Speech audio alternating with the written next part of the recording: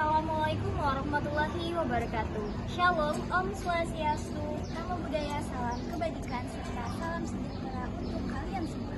Pada kesempatan kali ini kami akan membahas materi mengenai tantangan dan strategi pemerataan pendidikan di era digital dengan membangun karakter profesionalisme guru dalam meningkatkan kualitas pendidikan. Sebelum itu, mari kita perkenalan terlebih dahulu. Perkenalkan, nama saya Jenar Mahesa Ayu. Saya Naila Timur Rahmawati. Perkenalkan, nama saya Nikusada Fawas. Dan saya Mahar Sikuan Hasibuan.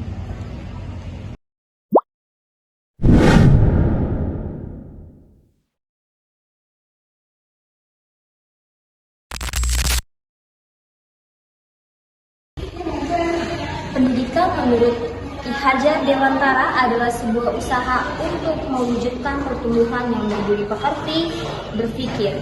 Pendidikan juga merupakan usaha untuk memperdalam nilai-nilai kebudayaan dalam masyarakat. Dan dengan pendidikan kita bisa menjadi masyarakat yang berbudi pekerti luhur dan juga beradab. Era digital merupakan suatu masa di mana bidang kehidupan manusia menggunakan teknologi informasi, internet, dan teknologi digital lainnya untuk manusia dapat saling berkomunikasi tanpa hambatan jarak dan waktu, serta memungkinkan manusia berinteraksi secara langsung. Pendidikan di era digital merupakan pendidikan yang harus mengintegrasikan teknologi, informasi, dan komunikasi ke seluruh mata pelajaran. Dengan berkembangnya di era digital, maka memungkinkan siswa mendapatkan pengetahuan dengan mudah dan cepat. Oke, karena tadi sudah dijelaskan oleh tim kelompok saya mengenai apa itu pendidikan, apa itu era digital, dan apa itu pendidikan di era digital. Oleh karena itu, kita harus memanfaatkan teknologi di era digital ini dengan baik dan mencapai tujuan dalam pendidikan. Tantangan pendidikan. Di era digital ini, pendidikan menjadi salah satu kunci utama dalam menciptakan generasi yang siap menghadapi masa depan. Namun, ada tantangan besar yang kita hadapi, yaitu pemerataan pendidikan. Meski teknologi semakin maju, tidak semua anak Indonesia memiliki kesempatan yang sama untuk belajar. Indonesia tentu siap ya untuk mempercepat transformasi digitalnya dan mendorong pengembangan dan pembangunan digital ekonomi Indonesia secara khusus. Namun ada beberapa tantangan pemerataan pendidikan di era digital ini. Yang pertama, ada kesenjangan akses terhadap teknologi. Di kota besar, siswa dengan mudah mengakses internet, menggunakan handphone, dan belajar dengan berbagai platform digital. Namun, bagaimana dengan anak-anak di pelosok desa? Mereka seringkali berhadapan dengan keterbatasan akses internet, bahkan listrik pun masih jadi masalah di beberapa daerah. Ini membuat pembelajaran digital terasa jauh dari jangkauan. Yang kedua, sumber daya manusia. Kualitas tenaga pendidik yang tidak merata, distribusi tenaga pendidik yang tidak seimbang. Banyak guru berkualitas lebih memilih mengajar di kota atau sekolah-sekolah unggulan karena fasilitas, insentif, dan kesejahteraan yang lebih baik. Kesiapan peserta didik yang bervariasi. Anak-anak di daerah yang kurang berkembang seringkali menghadapi keterbatasan dalam asupan gizi, dukungan keluarga, dan sarana belajar. Masih banyak guru dan tenaga pendidikan yang belum siap memanfaatkan teknologi untuk pembelajaran. Begitu juga dengan peserta didik yang kesulitan mengakses atau menggunakan teknologi dengan efektif. Yang ketiga, ada ketidaksetaraan akses ekonomi. Contohnya biaya pendidikan yang tidak terjangkau. Meskipun pendidikan dasar gratis, biaya tambahan seperti seragam, buku, transportasi, dan alat tulis masih menjadi beban berat bagi keluarga yang kurang mampu. Akibatnya, banyak anak dari keluarga kurang mampu terpaksa putus sekolah atau tidak melanjutkan ke jenjang yang lebih tinggi. Yang keempat, kurikulum yang tidak adaptif. Kurikulum yang tidak mampu menyesuaikan dengan kebutuhan zaman, perkembangan teknologi, lingkungan belajar, maupun kebutuhan peserta didik. Kurikulum semacam ini cenderung kaku, stagnan, dan tidak relevan dengan tantangan di dunia nyata. Ciri-ciri kurikulum yang tidak adaptif. Materi pembelajaran yang ketinggalan zaman, tidak sesuai dengan kebutuhan daerah atau konteks lokal, tidak mengintegrasikan teknologi, tidak mengakomodasi kebutuhan peserta, tidak responsif terhadap perubahan global, metode pembelajaran yang monoton, tidak mendukung kebutuhan dunia kerja. Yang kelima, perubahan paradigma pembelajaran. Perubahan paradigma pembelajaran merujuk pada pergeseran cara pandang terhadap proses belajar mengajar yang sebelumnya bersifat tradisional menuju pendekatan yang lebih inovatif, fleksibel, dan berpusat pada peserta didik. Perubahan ini diperlukan untuk menghadapi tuntutan zaman yang semakin kompleks, terutama di era digital dan globalisasi. Pergeseran dari peran guru sebagai sumber utama pengetahuan menjadi fasilitator pembelajaran seringkali sulit dilakukan. Peserta didik juga perlu belajar menjadi lebih aktif dan mandiri dalam proses pembelajaran. Siswa terbiasa menerima informasi dari guru secara pasif dan mereka merasa kesulitan ketika diminta belajar mandiri atau bekerja dalam kelompok. Tidak semua guru siap untuk beradaptasi dengan perubahan ini. Strategi pemerataan pendidikan. Pemerataan pendidikan di era digital adalah upaya untuk memastikan seluruh individu tanpa memandang lokasi, latar belakang sosial, ataupun ekonomi untuk memiliki akses yang setara terhadap pendidikan berkualitas melalui pemanfaatan teknologi digital. Strategi ini mencakup pengembangan kebijakan dan program yang bertujuan untuk mengurangi kesenjangan dalam akses pendidikan dan memanfaatkan teknologi informasi untuk meningkatkan kualitas, relevansi, dan efektivitas pendidikan. Nah, strategi ini terbagi menjadi 4. Yang pertama, pelatihan dan pengembangan profesional. Pemerintah dan lembaga pendidikan perlu menyediakan program pelatihan yang berkelanjutan bagi para guru untuk meningkatkan keterampilan di bidang teknologi digital dan pedagogis. Pelatihan ini harus mencakup penggunaan teknologi dalam pembelajaran, manajemen kelas, dan pengembangan kurikulum yang relevan. Yang kedua, kolaborasi dan jaringan profesional. Membangun jaringan profesional antara guru dapat meningkatkan pertukaran pengetahuan dan pengalaman. Kolaborasi ini dapat dilakukan melalui forum diskusi, seminar, dan workshop yang melibatkan guru dari berbagai daerah.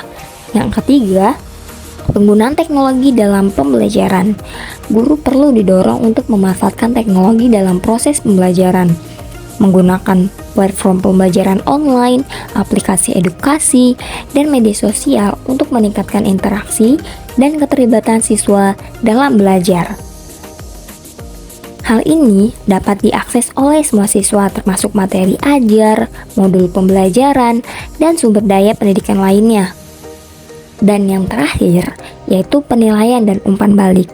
Sistem penilaian dan yang transparan dan berbasis kompetensi perlu diterapkan untuk mengevaluasi kinerja guru.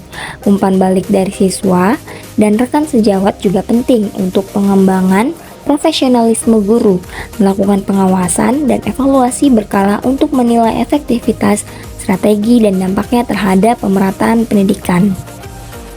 Itulah strategi-strategi pemerataan pendidikan di era digital. Yang pertama ada pelatihan dan pengembangan profesional, yang kedua kolaborasi dan jaringan profesional, yang ketiga penggunaan teknologi dalam pembelajaran, dan yang keempat ada penilaian dan umpan balik. Profesionalisme guru. Profesionalisme guru untuk meningkatkan kualitas pendidikan. Tuntutan keprofesionalan suatu pekerjaan pada dasarnya melukiskan sejumlah persyaratan yang harus dimiliki oleh seseorang yang akan memangku pekerjaan tersebut. Tanpa dimilikinya sejumlah persyaratan tersebut, maka seseorang tidak dapat dikatakan profesional. Dengan demikian, ia tidak memiliki kompetensi untuk pekerjaan tersebut. Guru merupakan pekerjaan profesi karena LPTK telah menerapkan kurikulum yang berdasarkan kompetensi. Kompetensi guru mencakup 4 hal penting, yaitu kompetensi personal, kompetensi profesional, kompetensi sosial, dan kompetensi pedagogik. Dalam hubungannya dengan tenaga profesional kependidikan, kompetensi menunjukkan pada performance atau perbuatan yang bersifat rasional dan memenuhi spesifikasi dalam pelaksanaan tugas-tugas kependidikan, mencakup karakteristik persyarat yang meliputi relevan dengan pengajaran dan berorientasi pada kualitas. Dunia pendidikan sekarang ini sangat memprihatinkan, terutama Indonesia. Akhir-akhir ini, kita semua melihat berapa banyak anak didik di Indonesia yang tengah duduk di bangku sekolah tidak lulus ujian akhir nasional. Jumlahnya bahkan lebih banyak dari tahun sebelumnya. Ada apa dengan dunia pendidikan kita? Banyaknya anak didik yang tidak lulus tentu bukan hanya karena anak didik itu sendiri yang tidak bisa belajar dengan baik atau tidak mampu menyelesaikan soal ujian akhir nasional dengan baik sesuai dengan standar nilai yang telah ditetapkan.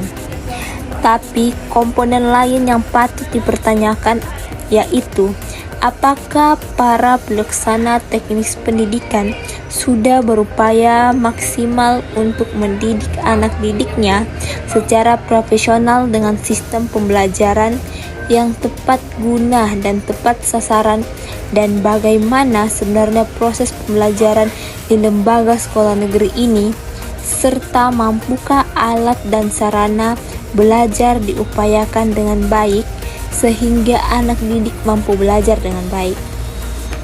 Untuk menjadi tenaga yang profesional, guru harus meningkatkan kemampuannya. Ia harus dapat mengantisipasi berbagai perubahan dan perkembangan, mampu merancang dan melaksanakan kegiatan belajar mengajar yang mengacu pada proses belajar mengajar yang baik. Hakikat pendidikan. Mendidik dan pendidikan adalah dua hal yang saling berhubungan. Dari segi bahasa, mendidik adalah kata kerja, sedangkan pendidikan adalah kata benda.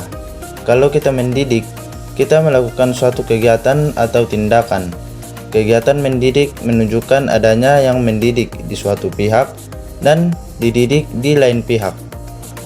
Dengan kata lain, mendidik adalah suatu kegiatan yang mengandung komunikasi antara dua orang atau lebih. Mendidik adalah mempengaruhi anak dalam usaha membimbing suatu supaya menjadi dewasa. Usaha membimbing adalah usaha yang disadari dan dilaksanakan dengan sengaja. Mendidik adalah membantu anak dengan sengaja agar dia menjadi manusia dewasa, susila, bertanggung jawab, dan mandiri. Dengan maksudnya dapat bertanggung jawab terhadap diri sendiri secara pedagogis, biologis, psikologis, dan sosiologis. Hakikat pendidikan tidak akan terlepas dari hakikat manusia, sebab urusan utama pendidikan adalah manusia. Pada dasarnya, Pancasila sebagai filsafat hidup bangsa Indonesia memberikan pedoman bahwa kebahagiaan manusia akan tercapai apabila kehidupan manusia itu didasarkan atas keselarasan dan keseimbangan, baik dalam hidup manusia sebagai pribadi, dalam hubungan manusia dengan masyarakat, dalam hubungan manusia dengan alam, dalam hubungan manusia dengan Tuhannya, maupun dalam mengerjakan kemajuan lahiriah maupun kebahagiaan rohaniah. Sekian pemaparan dari kelompok kami, kurang lebihnya mohon maaf karena kesempurnaan hanya milik Allah. Wassalamualaikum warahmatullahi wabarakatuh. Tahu lah.